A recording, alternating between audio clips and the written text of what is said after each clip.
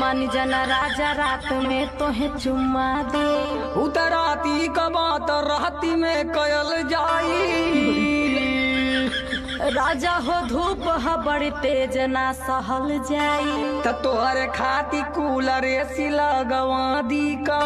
राजा हो नमकीन स्प्राइट भी मंगा दीना। कामे के बेरी में मजाक तो के सूझता।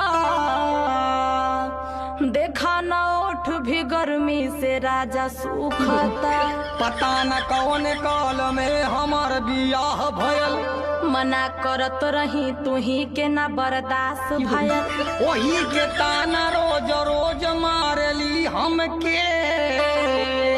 इत अभी कुछ न है खर्चा भी कराई बुझम के। हाँ तो एक दिन चढ़ल नशा तोहार उतर जाई। जेह दिन छोड़ के गईनी तथा